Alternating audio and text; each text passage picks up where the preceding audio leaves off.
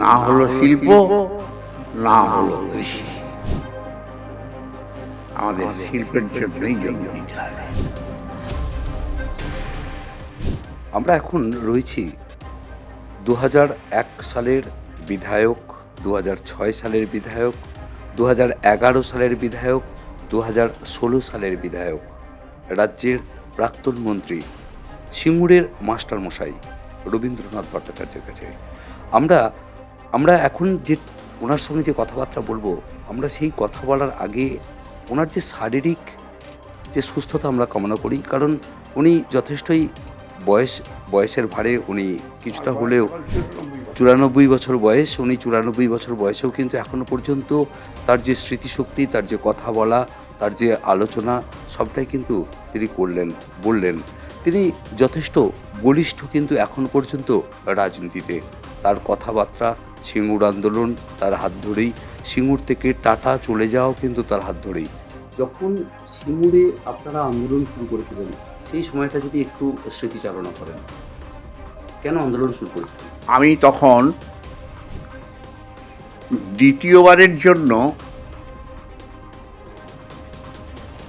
বামফ্রন্টকে হারিয়ে, এখানে সিপিএমকে হারিয়ে আমি বিধায়ক হয়েছি।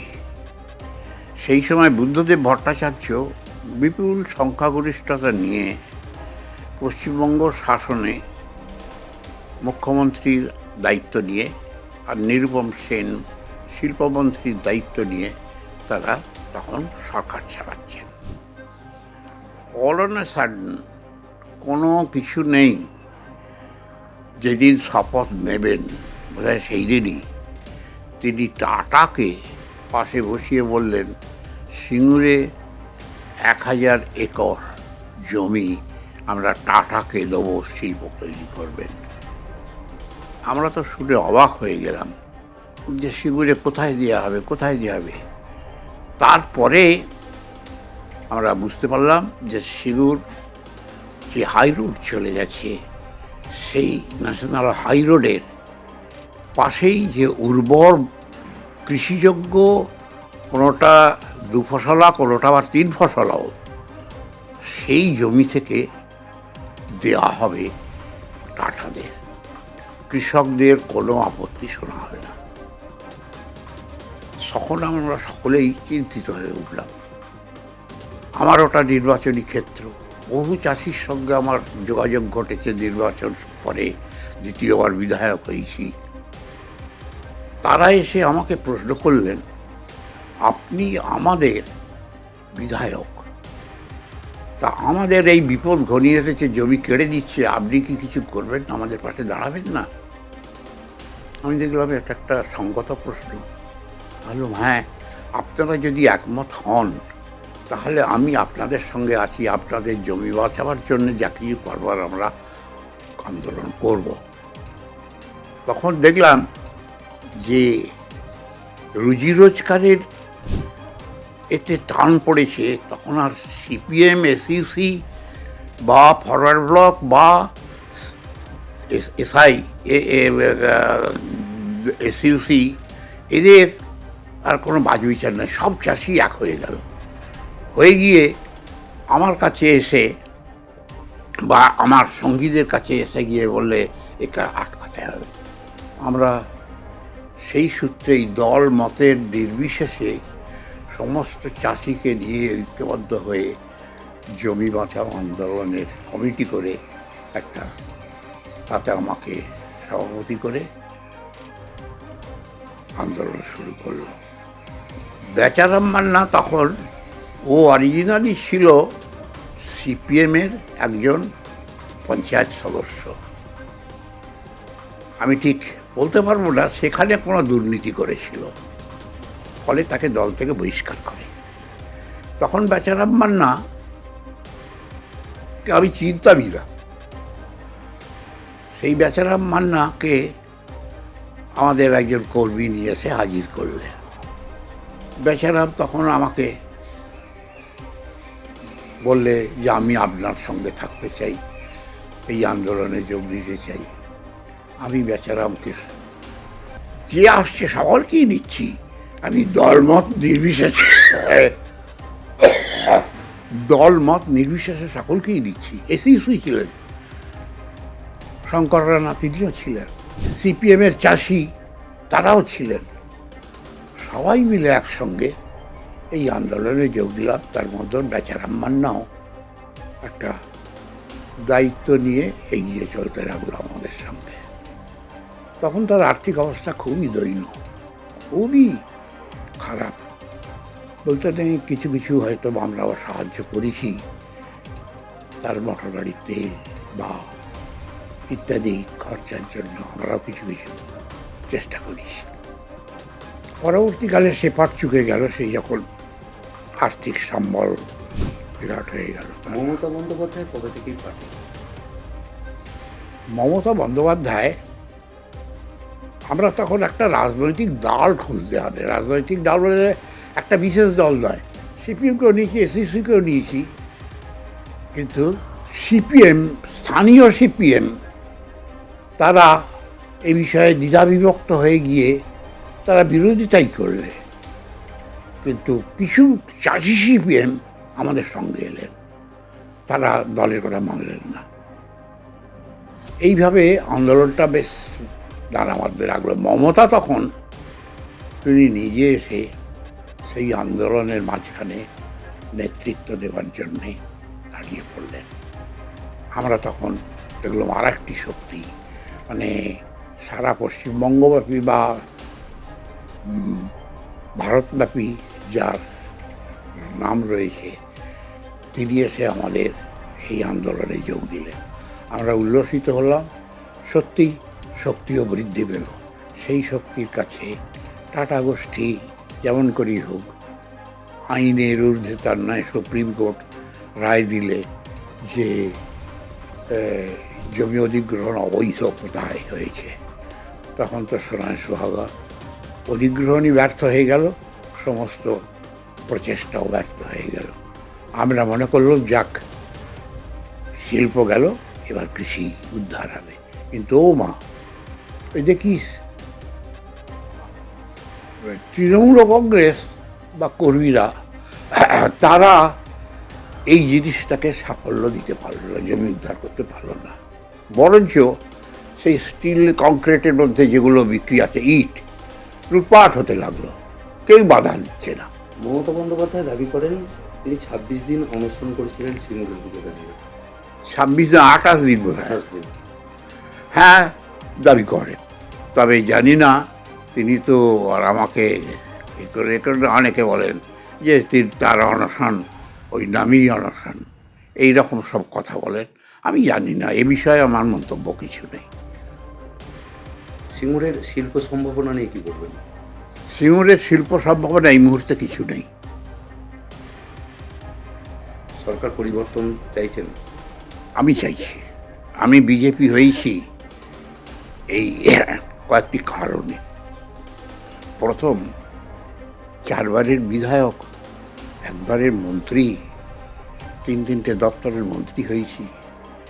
আমাকে যখন বাদ দেওয়া হলো, নাম প্রকাশে বাদ দেওয়া হলো, আমাকে সঙ্গে একবারও যুক্তি করলো না যে মাস্টারমশাই এবার আপনাকে থামতে হবে, অন্যজন পাবে এখানে। আমার যে তখন ঘোরতর, যে বেচারামকে আমি আমার সঙ্গী এবং কর্মী হিসেবে নিয়েছিল, সে বেচারাম আমার বিরুদ্ধে গেছে। বেচারামের স্ত্রী করবী মান্না, এরা আমার প্রতি একেবারে অর্গস্ত। তিনি এসে মেডমার চেষ্টা করেছিলেন। মমতা এই আমাদের বিভাজনকে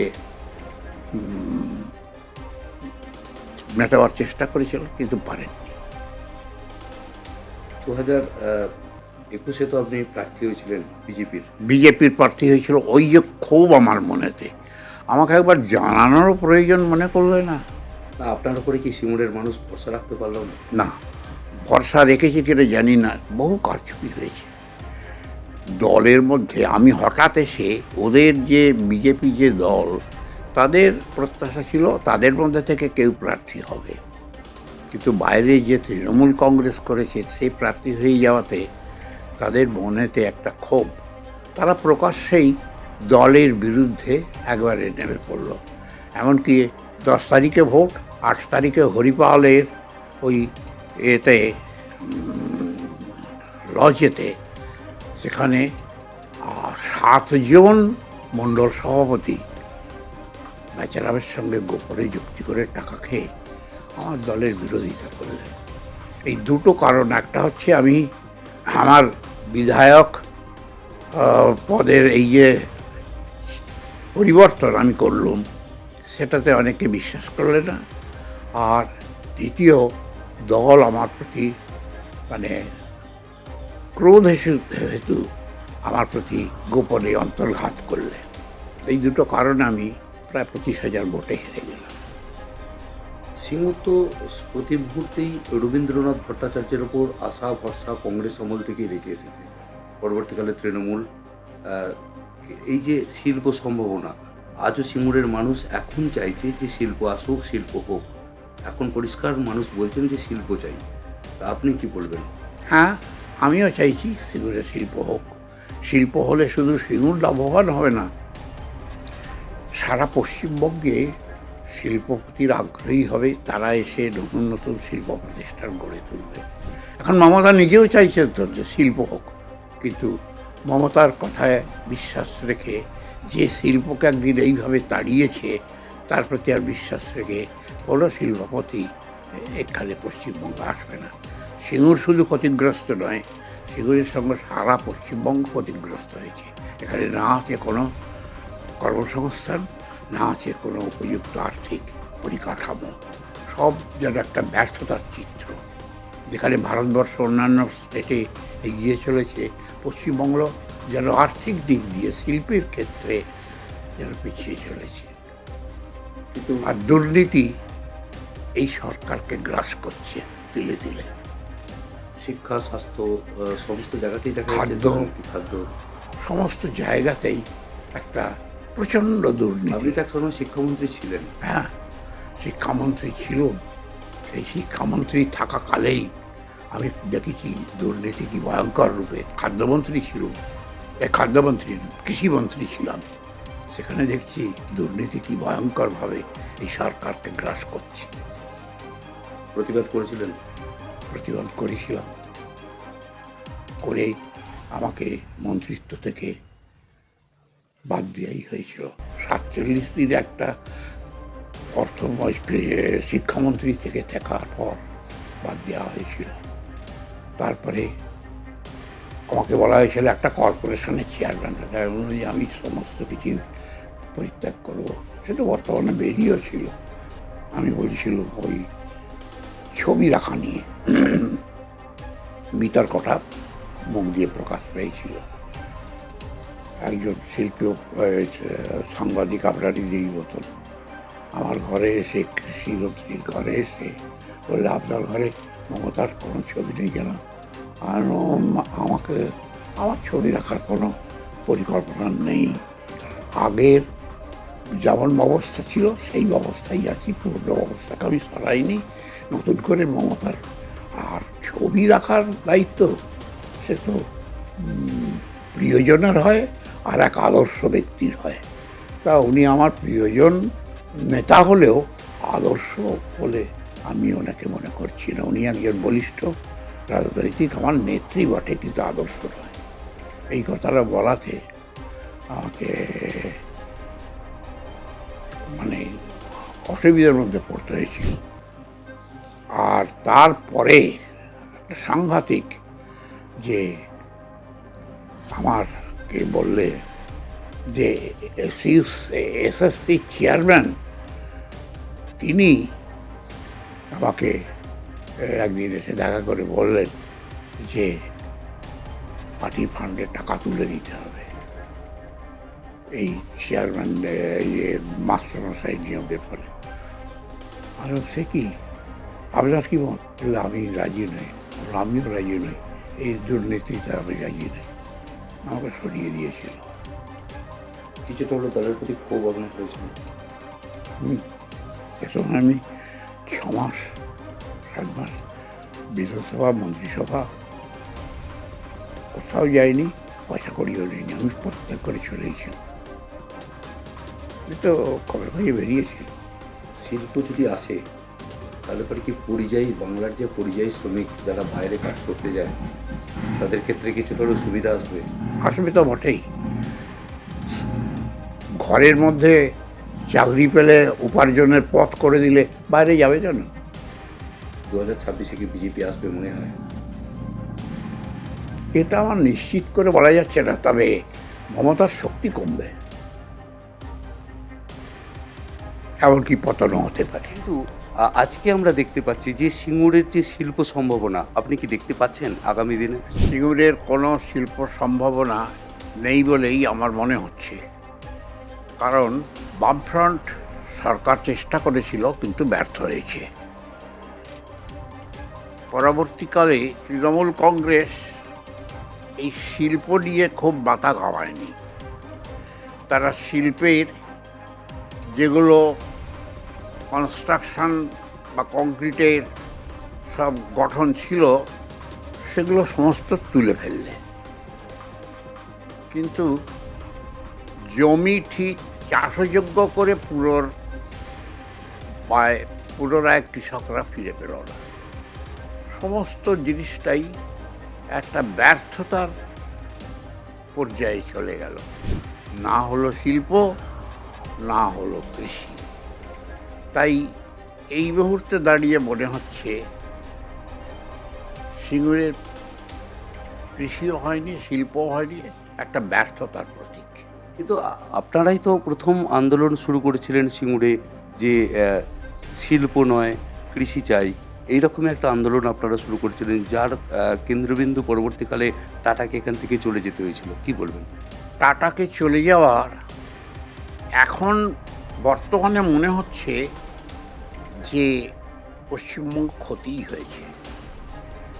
কারণ শুধু সিঙ্গুর নয়, টাটার মতন শিল্পগোষ্ঠী যাদের পৃথিবী বিখ্যাত নাম, সেই শিল্পগোষ্ঠীকে যখন এখান থেকে যে কোনোভাবেই হোক চলে যেতে হলো, তখন অন্য কোনো শিল্পপতি আর সিঙ্গুরে তো এলোই না।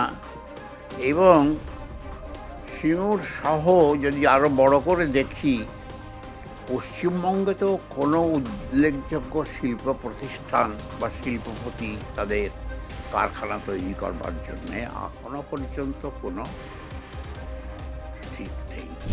আপনারা তো একটা সময় আন্দোলন করেছিলেন, সেখানে বলেছিলেন যে 1999 একর যে জমি বামফ্রন্ট সরকার অধিগ্রহণ করছে তাতে চেয়েছিলেন যে আপনারা 600 একর চাষ শিল্প কৃষকদের ফিরিয়ে দেওয়া হোক, 400 একর শিল্প হোক, এরকম একটা আপনাদের প্রতিশ্রুতি ছিল, সেটা কেন হলো না? সেটা লেফট ফ্রন্টের তাদের ভিতরের ব্যাপার, সেটা আমি সম্পূর্ণরূপে বলতে পারবো না কী হয়েছে, কিন্তু সরকারের এই আমাদের যে সমঝোতার চুক্তি সেটা মানলে না, সরকারকে মানতে দেওয়া হলো না। ওদের পলিট ব্যুরো বা সংগঠনের সমস্ত নেতারা এটাকে অস্বীকার করে বললেন, না, ওতে আমরা প্রস্তুত নই, আমাদের শিল্পের জন্যই জমি দিতে হবে। তখন সেটা ব্যর্থই হয়ে গেল। বুদ্ধদেব ভট্টাচার্য তো তখন ঘোষণা করেছিলেন যে কৃষি আমাদের ভিত্তি, শিল্প আমাদের ভবিষ্যৎ, কিন্তু তারপরেও তৃণমূল কি সেই সময় দাঁড়িয়ে ভুল করেছিল, না যারা কৃষি জমি বাঁচাও আন্দোলন করেছিল সেই সঙ্গে তো আপনি যুক্ত ছিলেন? এখন ভুল ঠিক এটা পরবর্তীকালে আমরা বিচার করছি। সেই সময় মনে হয়েছিল আমরা কৃষির পক্ষে আন্দোলন করে কৃষকদের জয়লাভ করে জয়ী হয়েছি, কিন্তু বাস্তবে দেখল না, কৃষকেরা শুধু নয়, সারা পশ্চিমবঙ্গবাসী এতে ক্ষতিগ্রস্ত হয়েছে। আপনি তো সিঙ্গুর থেকে বিজেপির প্রার্থীও হয়েছিলেন 2021-এ, কিন্তু দেখা যাচ্ছে যে এই কদিন আগে দেশের প্রধানমন্ত্রী নরেন্দ্র মোদী এসেছিলেন। সিঙ্গুরবাসী একটু উচ্ছ্বাসিত ছিল যে সিঙ্গুর নিয়ে, শিল্প নিয়ে কিছু বলবেন। সেখানে তো তিনি বললেন না। সিঙ্গুরের শিল্প সম্ভাবনা কিছুই বললেন না। কি বলবেন, সিঙ্গুরবাসী কি কিছুটা হতাশ হয়েছে, না তার মুখ থেকে কিছু চেয়েছিলেন, আশা করেছিলেন আপনিও? আমরা প্রত্যেকেই প্রত্যাশা করেছিলাম সিঙ্গুরে যখন মাননীয় প্রধানমন্ত্রী মোদিজি আসছেন, তখন সিঙ্গুরের সেই টাটার পরিত্যক্ত শিল্পক্ষেত্রেই যখন মিটিং করছেন, এই সিঙ্গুরের শিল্প সম্পর্কে কিছু তার বক্তব্য থাকবে বক্তব্যের মধ্যে। কিন্তু হতাশ হলাম আমরা যে মোদিজি কোনো কথাই সিঙ্গুরের শিল্প সম্পর্কে বললেন না। আমরা এতে একরকম হতাশই হয়েছি। প্রত্যাশা ছিল বলবেন, কিন্তু সত্যিকারে বাস্তবে দেখল একটি কথাও তিনি উচ্চারণ করলেন না। আপনার এক সময়ের খুব ঘনিষ্ঠ কাছের জন ছিলেন বেচারাম মান্না, বর্তমানে তিনি রাজ্যের মন্ত্রী। তিনি কদিন আগে প্রধানমন্ত্রী চলে যাওয়ার পর তিনি বলছেন যে সিঙ্গুর কেন বাংলার বুকে তৃণমূলকে সরিয়ে কখনোই বিজেপি ক্ষমতায় আসতে পারবে না। এই যে আজকে আমরা দেখতে পাচ্ছি যে হিন্দু মুসলিম যে একটা বিভাজন তৈরি হয়েছে রাজনীতিতে, মনে হয় কি যে আগামী দিনে হিন্দুদের ভোট বা ভোটে যে মোদি বা আমাদের শুভেন্দু অধিকারী বা হচ্ছে মমতা বন্দ্যোপাধ্যায় কার ফলে থাকবে এই হিন্দু ভোট, কি মনে করেন আপনি?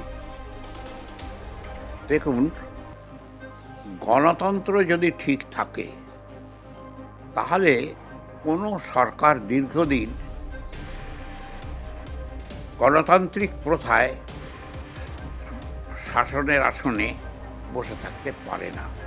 বামফ্রন্টের উদাহরণ দিলেই বুঝতে পারবেন যে অমন প্রতাপশালী সংগঠিত দল এই বামফ্রন্ট পশ্চিমবাংলা শাসন করেছিল, সে একদিন এখান থেকে একেবারে শূন্য হয়ে যাবে, এটা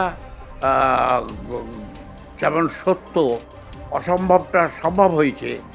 এই তৃণমূল যতই আস্ফালন করুক না কেন, এরা যদি এই দুর্নীতিকে মাথায় করে নিয়ে চলে, ওরা কানা গলিতে ঢুকে পড়েছে, এরা এই দুর্নীতির থেকে বেরিয়ে আসতে পারবে না। যদি না পারে, মানুষ তার একদিন প্রতিফল দেবেই।